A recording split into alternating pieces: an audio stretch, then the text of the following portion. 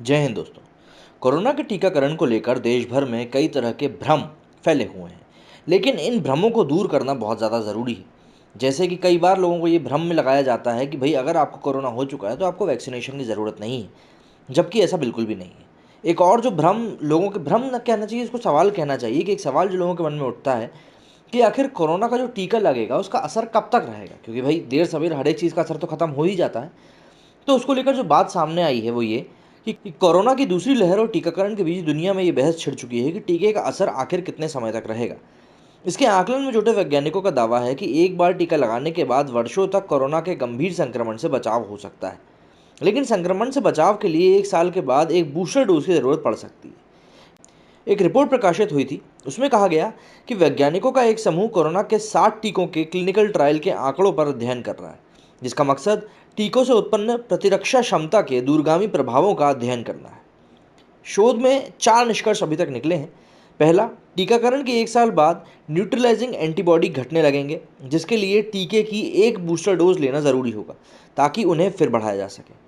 बिना booster dose के भी टीकाकरण कई सालों तक कोरोना के गंभीर संक्रमणों से बचाएगा, यानी एक बार टीका लगवा चुके लोगों को इसका संक्रमण होता भी है तो वो हल्का फुल्का ही होगा।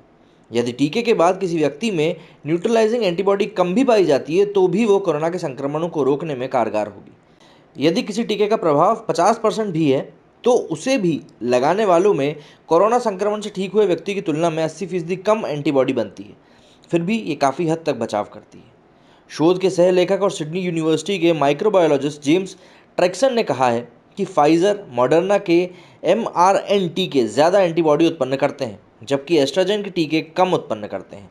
लेकिन एक साल बाद सभी में कमी आ जाएगी और तब तक अतिरिक्त बूस्टर डोज की सहायता लोगों को पड़ सकती है। शोध के लेखक इंपीरियल कॉलेज लंदन के इम्यूनोलॉजिस्ट डैनियल ऑल्टमैन ने कहा है कि यह अध्ययन कोरोना टीकाकरण और शरीर की प्रतिरोधक क्षमता को लेकर भविष्य की रणनीति तैयार करने के लिए बहुत इंपॉर्टेंट साबित होगा। जेम्स ट्रैक्सन कहते हैं कि शोधकर्ताओं के लिए क्लिनिकल ट्रायल के आंकड़ों के आधार पर टीकों की असर लगाना काफ़ी मुश्किल काम होता है। जेम्स ट्राइकस कहते हैं कि शोधकर्ताओं के लिए क्लिनिकल ट्रायल के आंकड़ों के आधार पर टीके के असर का आकलन करना मुश्किल नहीं है। हालांकि इस पर और गहन आंकड़े एकत्र करने की अभी ज़रूरत है।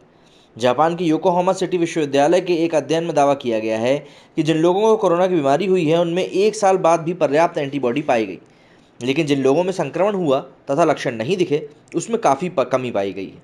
इसलिए हल्के या बिना लक्षण वाले कोरोना संक्रमितों को ठीक होने के बाद टीका लगाने की सलाह दी गई है। अब इस जानकारी के सामने आने के बाद से कई लोगों का जो भ्रम था कि आखिर कोरोना का जो टीका है वो कितने समय तक कारगर रहेगा, वो काफ़ी हद तक दूर हो जाएगा और लोगों में भ्रम भी अब कम फैलेगा। मेरे स्टूडियो में फिलहाल इतना ही। अगर ये जानकारी आपको पसंद आई तो अपने साथियों के साथ इसे शेयर ज़रूर करें। जय हिंद, जय भारत।